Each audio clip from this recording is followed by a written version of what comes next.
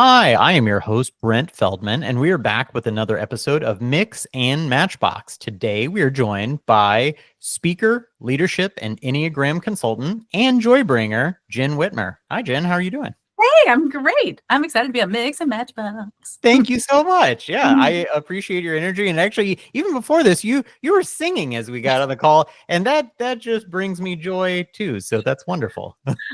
Oh my goodness. Well, Yes. I'm looking forward to actually, and in fact, maybe we'll touch a little bit on the singing part of stuff here. So I'll jump into the first question, and it's really just you've been using your voice for a long time, but not just for speaking. How did you transition your career from a vocal music teacher to speaking publicly? Yeah. So it's a long and twisted tale. So when I think about using my voice for a long time, I'm sure my mother would have a lot to say about that, as well as an only child until I was 16, as an extreme extrovert, parented by an introvert. But I started my career as a K-8 music teacher. I love teaching junior high. I love teaching junior high music. And I had 3 kids in 3 years. So teaching was a lot for that lifestyle. And so I ended up staying home for a while. And then I went back into education as a school leader and had another kiddo along the way as well, and loved being a school leader. So I wasn't doing the work of music education, but so much of vocal music education is about organizing a group of people for a common goal. And so much about music education is cultural intelligence and understanding the parts of a whole. So we were kind of joking earlier about using my company name or not using my company name, because my company name actually is Consone, which means the idea that we all move along together and in harmony, then the whole is greater than the sum of the parts, because there's a concept in music that is, if you play what's called the tonic, so the main bass of a chord. So if you have seen The Sound of Music, it's the do. And then if you then play the third, which is me, the fifth and other what are called overtones automatically appear. And that only happens when you are in tune and in harmony. You cannot do it in unison. It has to be harmony together. So people have to be doing different things in order for that musical magic to happen. So those are the transferable skills from being a vocal music teacher and herding cats of kindergarten through 8th grade into leading teachers and leading faculty. And then what happened in that space, I was basically in my dream job that I eventually was going to go on and do pre-service teachers at the university level. And I had a change of leadership that turned this beautiful place into a toxic work environment. And it was truly devastating, and had to just re-examine so many things out of what was this beautiful culture into a devastated culture. And how did that happen? And what was the impetus, and how was it great before? How did we build that? And then how did it become so awful that I had a knee injury that wouldn't go away, and I couldn't really read to my kids at night because I was thinking about work, and it was just awful. So I went back to school because, again, that's what teachers do. We're like, let's get a third master's. It solves all the problems. But I did learn a lot about communication and culture, and started realizing the work of the leader and the intentional personal and professional aspect of the leader is how we then start to help the team to create positive culture. And we have to deal with the people, the complex people that we all work with. And again, back to that idea of, while it feels like herding cats, it's actually honoring what are the different roles that everybody plays in a music classroom. What are the different roles that everybody plays in that space into, well, how can I do that to help teams? And there is a little bit of chutzpah that comes with being able to stand in front of large groups. And I have that. So I could still continue to use that gift of bringing large groups of people into a common learning experience. Yeah. That continues to benefit them when they leave that learning experience. So that's kind of the sort of twisted Reader's Digest version, maybe. That's wonderful, though. I mean, it's cool to know that, music did kind of play that, not even in your company name too, which is like, that's cool because it's very curious, how people start out and where they get to. And, that's wonderful that music has had that kind of impact. Actually, because it played such a big role in your education, does it still mean something to you now?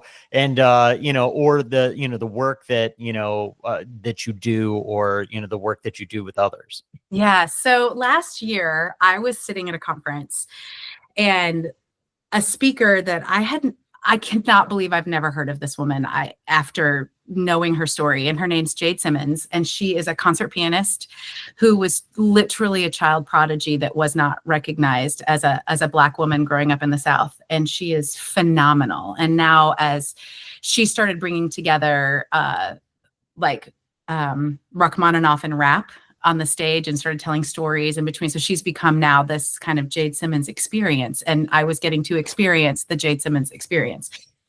And watching her play this concert grand in Knoxville and realizing there's so much of the music in me that I don't use because I think that that's not what people need, when it actually is what people need, is what makes me come alive.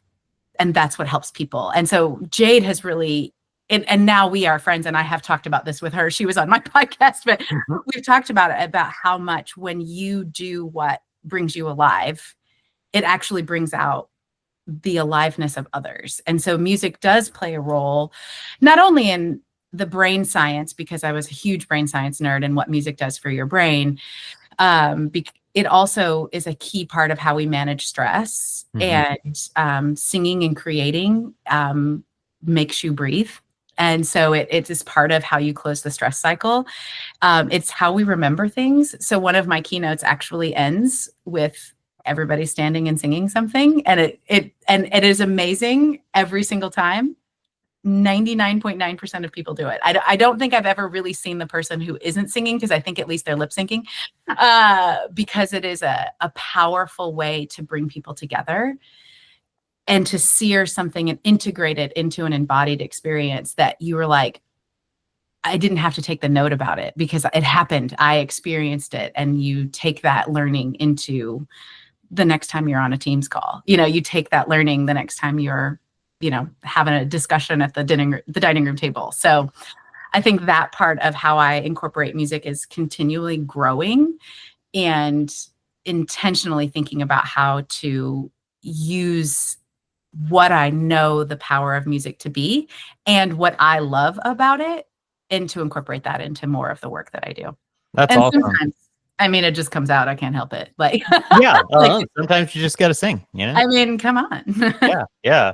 That's fun. Music is it's a very powerful tool, and I feel like it's fun. You get to recognize what it did for you, and the fact that you get to help translate that for other people. So that's neat. I saw you speak at the St. Louis Small Business Monthly Best in Business Awards, which is a big old mouthful of an awards ceremony. But you touch on the element of joy being important to work, and I know this is big center point for you.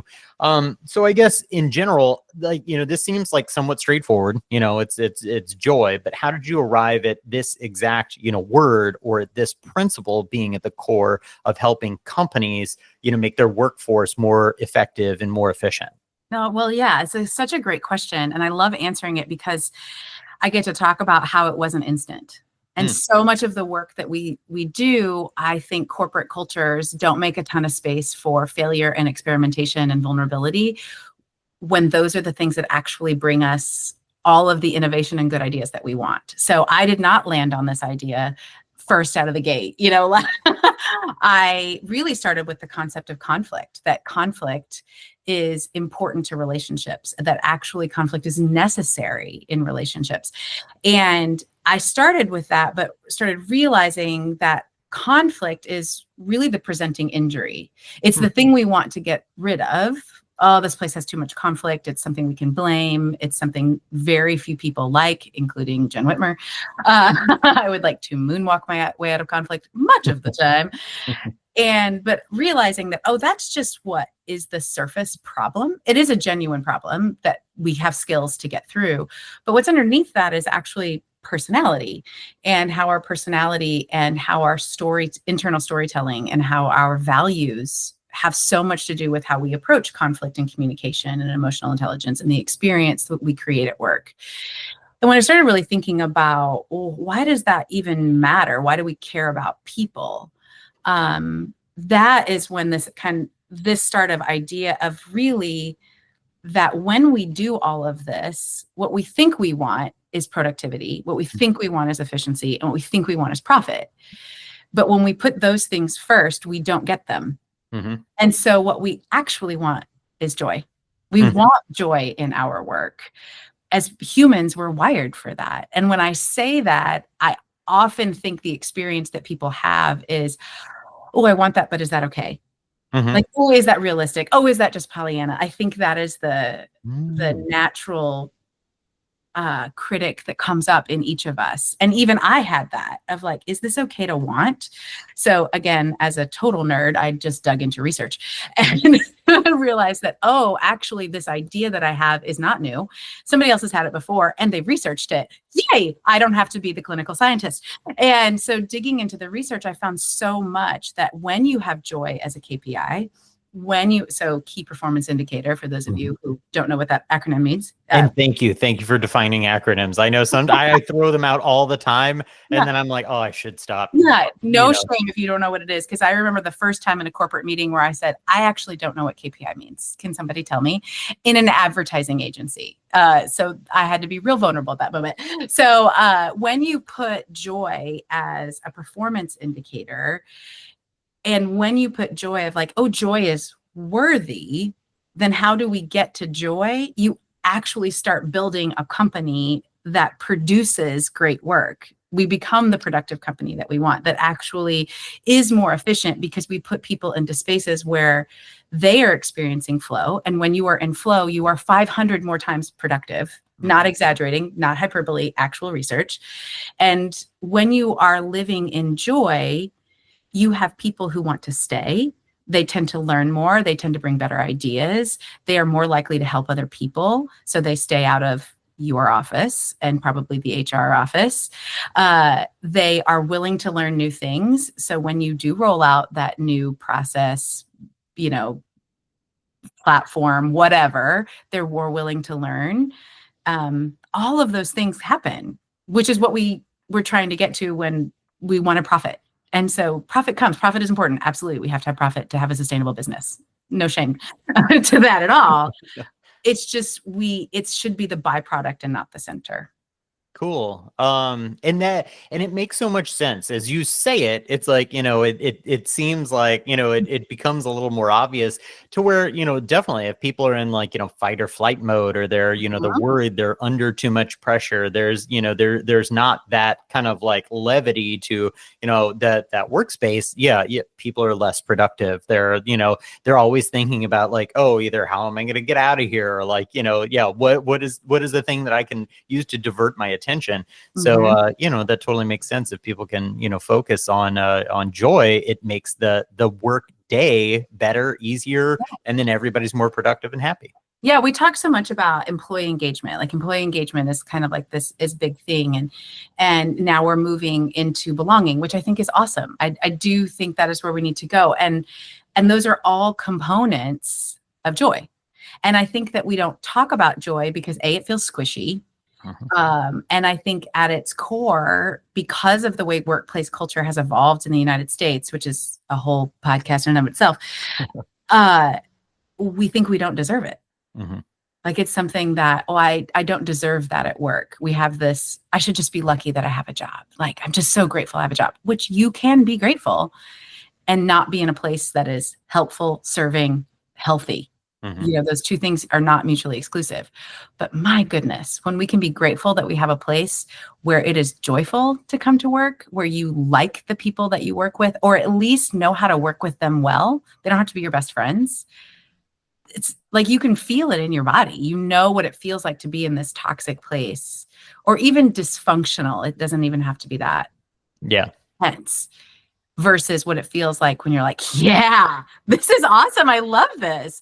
And the surprising thing I keep coming back to as I'm writing this book on joy at work is that it doesn't happen every moment of every day.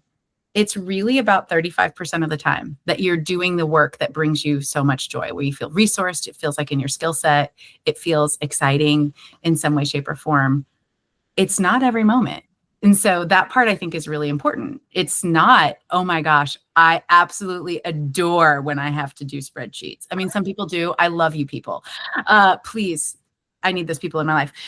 That's not my joy bringing space. But I still have to do them. And so it's not that it is every moment. It is that most of what we do, or even just actually a third of what we do, is a space that is exciting, brings us joy, is in our skill set. It matches what we love. That's wonderful. Yeah. Cause like, I don't think it's possible for every job to bring you joy every second of the day. No. But knowing that it's not supposed to not be there, like we definitely should be experiencing some of that every day. Well, that's great. I know navigating change within an organization, it can be very, very tough. And it can definitely be, tough in general for anybody, but it's harder to move a large amount of people is it harder to move a large amount of people in one direction, or is it really harder to align the C-suite? Because they're two independent challenges. You're either moving the workforce and the body, or sometimes the intransigence of the people at the top. So what seems to be like more of a challenge for you? This may be controversial. I have definitely heard that the idea that culture starts at the bottom, and that moving the mass part of population of your organization is the hardest thing to do. And I just disagree. I think that you cannot sustain a great culture unless you have the leadership. And I think that through research, but mostly because of my experience. I have lived that. So when I was a school leader, I had really one of the best leaders that I've ever served under. I learned so much from him. And some of the things that I learned were him being really honest about his mistakes when he first came on as leader. And he was making a culture shift, and he didn't do it in a way that was helpful or kind at times. And he was really honest about that and apologized publicly for like, hey, I wanted this culture change and I did it in this way that was unhelpful to some of you. I learned that. I learned about how to really dig in for wisdom versus knowledge from him, and how do you honor people in that space. And he is the one who built this really thriving culture. Now, he didn't do it alone, but he was the leader that brought us into this culture change. That was such a thriving culture that when he decided to leave, we were like, do we even need an interim head of school? Like, can we function? Because we've created such a healthy space, can we not have that person and just live for a year with this team of leaders at the top that I was part of? And we decided we needed somebody to call snow days. So we ended up with one. and somebody to talk to donors. Like some donors want to talk to the point person. So we felt like that was really important to have an interim point person. But really it was this very flat team effort of the admin team running the show. And then, and the school was thriving. And then we had a new leader that said they were going to maintain and enhance the culture. And that is not what happened at all. And there are there's enough blame to share in that space, but the leader not being clear, not being transparent, a leader who was himself unhealed and had some lack of skill, really is what started to slowly disintegrate a culture that was thriving and flourishing and having all of the outcomes that we wanted, to one that people were leaving. There was so much infighting, that gossip was just everywhere in faculty and in parents, and that didn't exist in the same way before. So when we talk about, is it easier to change a culture? or align the C-suite, I think you cannot change a culture unless you've aligned the C-suite. You can't do it.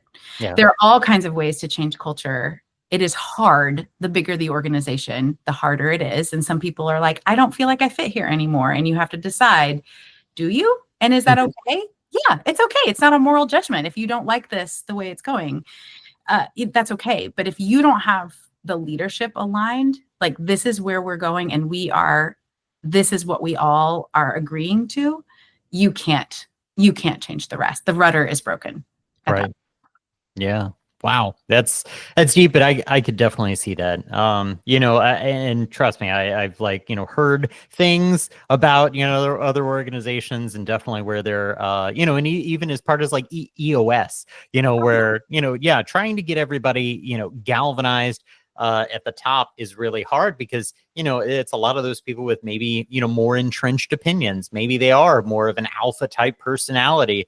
And, and if they are not willing to, adapt or, find opportunities for joy for their team, it could all start to crumble. So I could definitely, that's challenging.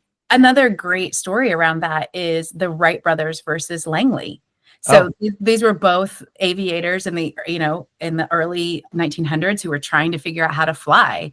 And the Wright brothers are two bicycle mechanics from Ohio who are trying to who just kept trying to fly and fail and fly and fail. And everybody's like, oh, let's watch this train wreck, and like Langley had $5 million in funding and like insane amounts of funding, but his ego as the leader kept getting in the way. And that was the main difference because he felt like he was too big to fail or some other, I don't know him personally, obviously, so I'm not going to diagnose his psyche, but that's what happened. Like his ego got in the way. And when you have a bunch of leaders who are together, when they see, oh, I can trust these people, when you have a leadership team that can trust each other, then you build trust down the organization, which is how then you create change. Yeah. Wow. We could have a whole nother podcast on like humility and leadership and oh man, I had too many more questions. I'll try to stick on track here. I guess another thing you had mentioned not too long ago was about, kind of like tension in an organization and, and when you notice, trends of tension in an organization, does it all, boil down to like, money and power, or are there, kind of more nuanced challenges that occur that are the drivers of that tension? Yeah. So I think there's a few, prongs, bullet points, shall we say, to answer that question. In general, when I describe conflict, so my definition of conflict or friction, tension, that all leads up to conflict. And that conflict is it's really the struggle between limited resources and differing goals. So the limited resources are nuanced, but they tend to fall in 4 buckets: time, money, people, and space. Those are the things that we struggle with as limited resources. Everything kind of falls in those buckets. There's a lot of nuances. There's a lot of overlap. But in general, it's time, money, people, or space. And then the differing goals are where all of the motivations happen. It's not, well, we all want to, make sure that the lampshade is perfect because we are a lampshade company. That's not the motivations I'm talking about. Excuse me. The motivations I'm talking about are deep-seated personal, and it's who we are as a group of people. And everybody will fight tooth and nail for love, safety, and belonging. Mm-hmm. The throat tickle, it's real. It is totally happens. You okay? It's so real. I don't know what just happened, but we will fight for love, safety, and belonging. Mm-hmm. And our personality motivations come from that. So I work a lot with the Enneagram, which is a personality framework. And everybody has these deep motivations in the Enneagram that stem from love, safety, and belonging. And those are the motivations that are underneath everything. So that's where the nuance is. And that's why I say making positive culture with complex people, because it's really complex when you start talking about how does someone feel belonging. Or how do they feel safe? Or how do they experience love? Do we even get to talk about love in the workplace? I mean, yeah, we have to, because that's what we as humans are always looking for. And so time, money, space, and people seem kind of simple. But love, safety, and belonging feel very complicated. And it's because they are. And so once we find out, okay, are we talking about love, safety, and belonging? Is that what is this thing? And then we can figure out, oh, okay, well, how do then we solve this limited resource issue? Is this a process conflict? I have a client who has had so much struggle because they thought he was like $400,000 over budget. You know, they have this meeting with the CFO and the CEO, and like, you're 400,000, we're projecting this. And he's like, oh my gosh, why? Like, I didn't even know. And, you know, so like figuring out, digging in, well, it turns out he wasn't, but there's two different systems. So this is a systems issue. This is a resource issue about how we manage a system, not actually something different, but it was causing all of this tension. Well, it turns out it's because one of the leaders doesn't really want to deal with it. He's like, I don't want my belonging to be at stake here. So I'm just going to push this off and figured I'm not going to take the time to figure out that this is a systems issue. You know, so like, this seems so simple when I give you this story, but in the midst of it, it's so intense. Yeah. And so when we have frameworks to deal with, and that's what I like to help people get, like, because in the middle, it feels so enmeshed and intense. So when we can break it apart, I'm like, oh, okay, what am I really fighting for here? Okay, well, I'm fighting to make sure I'm not over budget. What is that about? Am I trying to make sure that I save my job? Well, am I trying to be safe? You know, like, you start to bring down the whys. Well, what's the real problem here? Oh, it's about resourcing. The system isn't working. So how can we then start to solve it? It removes some of the entanglement, you know, like the mess of spaghetti on the plate starts to pull out into like a sectioned plate, and you can start to solve in different ways. Yeah. So how my kids space out their food on their plates so that it looks like they ate enough. They push it around and then feed it to the cat. Yeah, totally. Well, cool. As we're talking about conflict, this is, you know, that was really helpful. And it's great to know where, you know, some of that conflict can, you know, stem from. But I know that you said in your TEDx McMaster U talk, you said that embracing it can be the pathway to peace. So in a world full of conflict, I think we can hopefully both acknowledge that, you know, hey, we're living in a world where we see lots of conflict all over the place. You know, differing opinions and ideas. How can we get more people to approach conflict without, you know, that aggression? Does it always take that outside resource? Kind of like in your example, you were just, you know, using of like, you know, in the midst of it, it's so heavy and people don't know how to get out of it. They don't know how to get to the core of it. But, you know, yeah, how can we get them to address the fact that this conflict is helpful, but do it without aggression? Yeah, I love the idea without aggression, because one of the things that I learned from a conflict specialist named Leanne Davey, who is amazing, she's always like, crying is okay, yelling is not. You know, because we have different experience. We sometimes think, oh my gosh, crying is not allowed. And that is a natural response, especially for women who are angry. Crying is often a response that sometimes gets demeaned when it's like, no, I am actually angry at this moment, not sad or cowering. And it gets misunderstood. So when we talk about having conflict without aggression, I think first we have to accept that one, conflict is inevitable. Just because we have conflict doesn't mean that person is bad. It doesn't mean you're a bad leader. It doesn't mean that your organization is failing. It means that there is a limited resource and differing goals struggle that is happening. And that is inevitable because we live in a dynamic yet imperfect world that is changing. What worked before in 2018 is no longer working. So now something has changed and we've got differing opinions about that. That again removes this from this personal attack into a problem-solving mode. And so first, it's inevitable. It's going to happen. Second, when you approach conflict, and this is my favorite all-time idea around conflict, is that I want you just to imagine, because if you're not watching this, you're listening, do not close your eyes if you're driving, that you are standing across from somebody and you're facing them. And when you're looking at that person, you see them and they see you.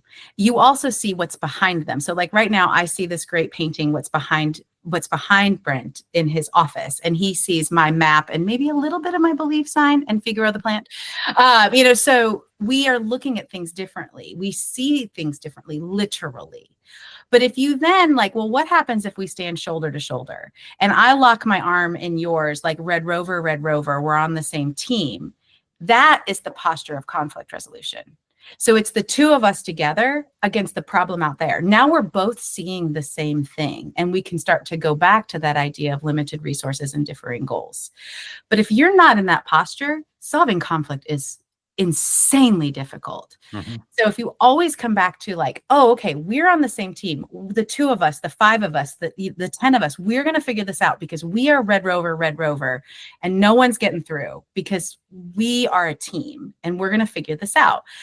And the problem is out there and we're all going to solve it. Mm-hmm. Then you get to use all kinds of different tools because you're in the correct posture. So that's the visual I always want people to have when they think about conflict resolution, because it's first a posture and then a set of skills. Which if you're not, so like if you've ever tried to like replace a light switch, I think this is a basic like home improvement. I don't like this light switch or it's cracked or whatever. And you go get the flat screwdriver, but you try to do a back bend to do it. It doesn't matter that you have the right tool. You're not in the right position. You can't do it. You have to face it. So now your tool is functional. Mm-hmm. So the functional posture of it's the 2 of us together against the problem out there is the most powerful thing when helping people start to address conflict, because now it's not as scary. Mm-hmm. So, first, it's inevitable. Second, you have to be in that posture. And third, you have to figure out where you sit at that table. Like, how do you come to conflict? So in the Enneagram, there's these 3 different conflict postures that I talk about. One is the dynamite. They're like, yeah, let's go. Like it's this like, oh, aren't you upset about this? And they're connecting emotionally, which we need. Mm-hmm. You just have to help them not overwhelm their conversational partner and dial it down a little bit by taking a deep breath and kind of dialing down from 100 to 60. Mm-hmm. You don't have to go all the way to 0, but that's the kind of without aggression. Then we've got the cool cucumbers who are like, well, what's in the policy? Like per my last email, like, let's get through this. And like, what's the policy? Which they're great at getting us to the action steps. We need that again. The third, but what they struggle with is this idea that I just got to rush this conflict because conflict is failure. And maybe they're solving the wrong problem. So they're giving action items that might not be the actual problem. So for them, slowing down and knowing that conflict feels inefficient, but actually produces better results is something for that group. And then the third group, I call them the silver linings. This is me. I'm like, well, at least, it's no big deal. We're just going to pretend that didn't really happen. It's fine. For that group, we need that positive idea of when we get to the end of this, it will be better. Like we do need that hopeful, positive attitude. But for this group, what they need to do is address conflicts earlier. And that idea that small problems, simpler solutions, cheaper solutions, big problems, more complex solutions, more expensive solutions. So solving things earlier is that for that group. So I think 1, conflict is inevitable. 2, you have to have the right posture. And 3, you have to know how you're showing up. Then you can start to address things in more effective and better ways. That's great. It's interesting with the the thought of conflict. You actually get to approach these situations frequently when you're being brought in. Sometimes maybe I guess to to deal or with just in my family of 6 people. or just in life. These skills come in handy all the time. But I bet inside of these organizations, there's people that maybe witness conflict, and let's say you haven't gotten a chance to serve them yet. Is there any advice that you have to be a better steward, for people who see conflict, they want to resolve conflict, but they don't know how to go about it? And whether that be somebody in, as you're referencing, a certain posture, or is that, how can, an outside party be better about addressing those things? Yeah. So again, kind of 2-part answer. First is know if you need to. Because some things you can just blow over. We do not have to we need to have a conversation about this every moment of every day. And that I always ask 3 questions. 1, is it breaking relationship? Because if it's breaking relationship, then you need to talk about it, because then people are, every time they get in that meeting, it's just going to be like sandpaper, and that sandpaper is going to get grittier and grittier, and it's going to become worse and worse. So if it's breaking relationship, you need to address it. 2, if it is harming either somebody else, you, the team, the organization, if it's harming somebody, it is important to address that. And that's the time to bring a kind confrontation, is what I call that. And then 3rd, if it's patterned behavior, because if it's patterned behavior, it's eventually going to either break relationship or harm somebody. Because everybody makes mistakes. I was supposed to have a coffee this morning with somebody, they forgot. It happens, no big deal. If that person forgets 3 times, this is now a pattern. I always say 3 times is kind of where you start with that, because I'm trying to help myself address things earlier. So I think that's the first thing, is to know, do I need to? Because sometimes we get all up in arms about something because it just is frustrating to us, but actually it's not really breaking. Like, this is just, I need to deal with this on my own. And not to pretend it didn't happen, but like, oh yeah, this is me. Okay, I can overlook this. So knowing when to address it, I think, is really important. Is it hurting? Is it harming somebody? Is it breaking relationship? Is it pattern behavior? And then figuring out how to get as close to face with the problem solver. That's the second step. So if you can be brave enough to go to your coworker who continually interrupts people in a meeting, and you're starting to notice people shut down, I, as an interrupter, appreciate this feedback, and say, hey, I'm struggling with this. I'm noticing this thing. I'm observing this. Those are kind of my favorite ways to start. And I wanted to bring this to you. Can we talk about something? And, see how that, be the brave, kind person to say, I'm noticing this is causing a problem for you and others, and I want to make sure we can solve it. Again, the 2 of us together. And so finding the problem solver is the person and who's doing it usually. If that's not safe, then you might have to go to either a manager, an HR person, finding out who can help you solve that problem. It is never the person below you on the org chart, ever. Unless that is the person you're addressing, like singularly, but it is sometimes your peer in an org chart. It is sometimes your leader. And that's where wisdom and discernment come in. You have to figure out who is the problem solver that can help me here. And I'm really sorry that my printer has decided to clean right now. I hope that you can't hear that on the podcast. Not at all. I'm so glad. Yeah. So if I shut it off, it's just going to make more noise. Yeah. So figuring out who the problem solver is a really important second step. So like, if it's not safe to address that person, you're not sure if you can address that person, finding somebody inside your organization, or talking to a coach, talking to a mentor who is not directly involved and you are not gossiping to, is another way to think about that. Like, who can help me figure out how to address this, and who can help you solve that problem? It's not escalating it like, oh my gosh, I got to push it up the chain. It's like, no, who can help me? Who can be on my team? Who can link arms with me? Who can help me link arms with this other person to help us solve this problem? Again, back to that idea of we're teams trying to solve a problem. Definitely. Yeah. I mean, you don't do an intervention by yourself. No. Like, I mean, if it needs to be an intervention, yeah, absolutely. Bring somebody else. But if it's just like, hey, I'm noticing this, if you can like lower the stakes, and like say, hey, just be brave and go say, hey, I think this is causing problems. Yeah. And just, it doesn't always have to be that big of a deal. I mean, you internally can feel that, but also know that actually, again, smaller, simpler, earlier, cheaper, easier, better. Yeah. Oh, definitely. That's great. Well, this is a big picture thing, but, as advice for business owners, or leaders, where do you think they need to put their priorities in order to provide this better, healthier, happier workplace? It's such a great thought idea and question to think about. That's really hard to answer in the big meta level, because everybody's budget and time is, again, the limited resources are different. But if you can put first, how do I care for the people inside my organization well? What does that look like for what we do?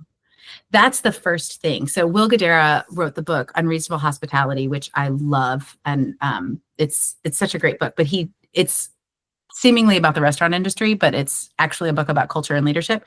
And he talks a lot about how we've gotten so great at making products, we've forgotten about the people, and that if you care really well for your clients, they will then care for other people well. That will happen naturally. So they will serve your clients and customers if you care for them first, because they feel that, and it is an overflow. You can't pour out what you don't have. If you go to work every day and it is draining, you don't actually have great things left for the clients, let alone your family.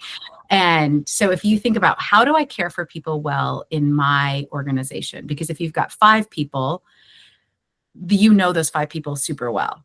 If you've got 500 people, you have to have a lot more systems to care for people well. So how do you operationalize your purpose, your values, your mission, in a really clear way?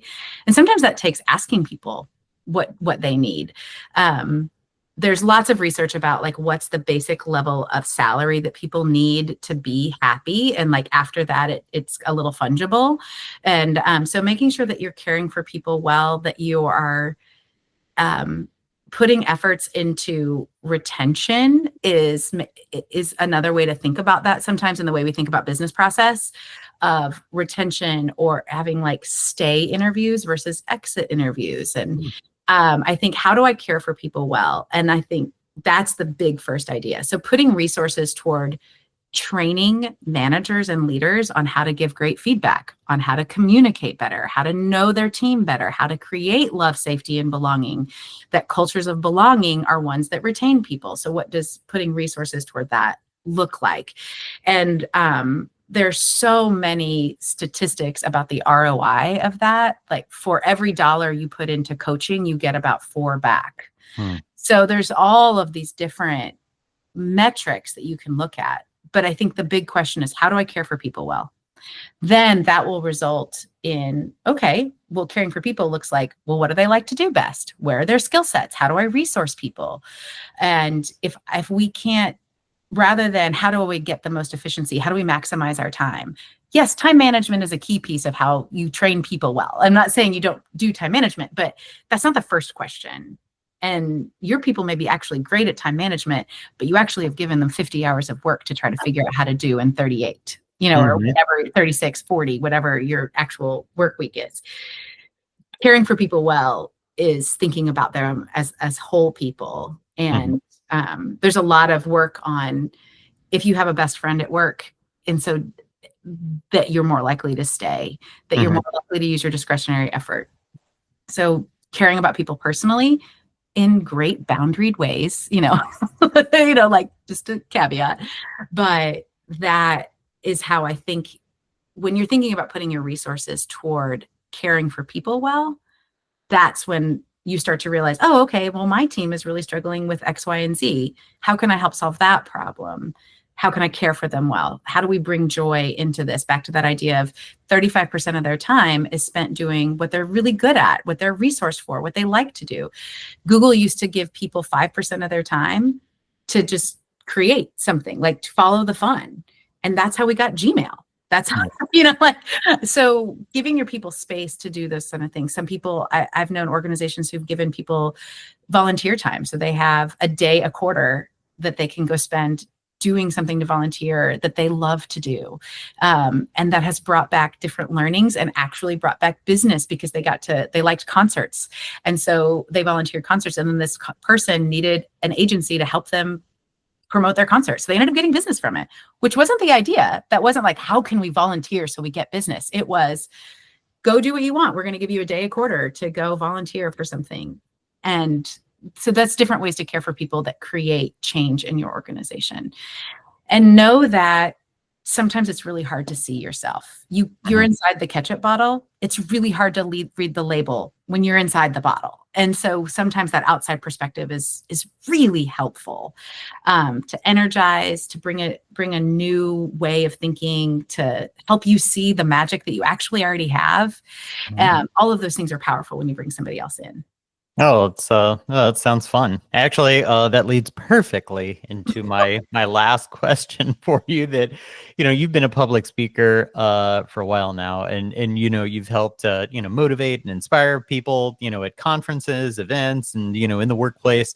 What's the bigger goal or mission that you have with the work that you do? Oh gosh, so my ridiculous, absurd, audacious goal that I think about as really purpose and vision for my organization is to transform global workplace culture. So work is a joy. That work is a joy. And if we can create workplaces where we spend a third of our time, a space of joy and meaning and purpose that helps the world solve better problems, because that's what businesses are supposed to do, the profit will come and communities will be better.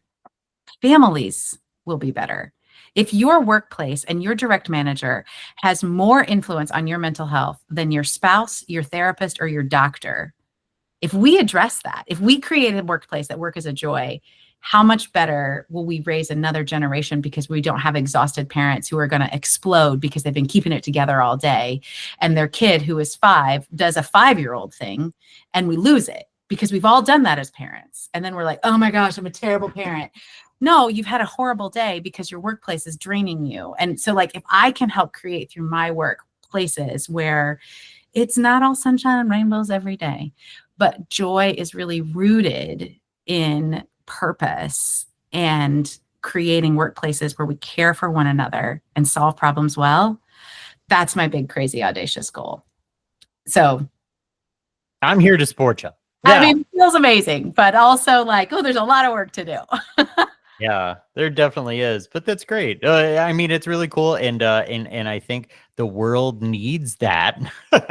Exactly. If we're ever going to thrive and prosper as a big collective, yeah, we gotta have it. Yeah. Yeah. And it's personal responsibility of that too. You are CEO of your own desk. So if you're listening to this and you're like, oh, I'm not the director, you are CEO of your own desk. So start with what brings you joy. I've got a tool called the Joyosity Explorer map. And you can find that on my website. I think it's jennwhitmer.com/Joyosity Explorer. If not, just email me. It's fine. We'll figure it out. But you have to do that you have to do the work yourself. This isn't the system's going to make it happen. The system is going to keep the status quo for forever. And if you are the CEO, do that for yourself too. And then help your people do it. That's great. That's amazing. Well, Jenn, I have to say this has been a great conversation. Hopefully, good for everybody's mood and personality and stuff. I feel like this is super helpful. Is there any other plug that you want to put? I know you had mentioned your website. Any other resources? You just said to email you directly too. Totally. I mean, yes, I am. Not that famous. So me or my team, I do have somebody who helps me. I have a couple people who help me. They will make sure you get what you need. So I mean, lots of free resources are at jennwhitmer.com/freebies. So the Joyosity Explorer map it's on its own page, but I also have a few other things about 20 helpful phrases in difficult conversations. If you want to learn more about the Enneagram and how I can help you or your team with that, you can go to jennwhitmer.com/Enneagram, which is ENNEAGRAM. And those are great places to find resources. And if you'd like to find out more, I always offer a 15-minute phone call. So jennwhitmer.com/spark call, spark-call. I feel like I'm just saying website names now. But sometimes it's I don't know where to start. And a 15-minute phone call is, I always feel if I can make cookies in 15 minutes, we can get some clarity in 15 minutes to help you at least figure out, well, what's the next thing I need? Do I need the free resource? Do I need to bring you into my team? Do I need to just go do this next step? What's the next thing? Because that's where we get paralyzed and stuck. So those are great ways that I can help you or help at your next event. Well, that is wonderful. I'll be sure to drop all those links and stuff below too. But really, Jen, this is so fun. Glad we got a chance to, Well, connect and talk, thank and you. really, I appreciate all the insight and stuff you provided. So thank you. Well, thank you. Yeah. All right. Well, this has been another episode of Mix and Matchbox. I am your host, Brent Feldman. Thank you very much for watching, and we will be back soon with more content. Thanks.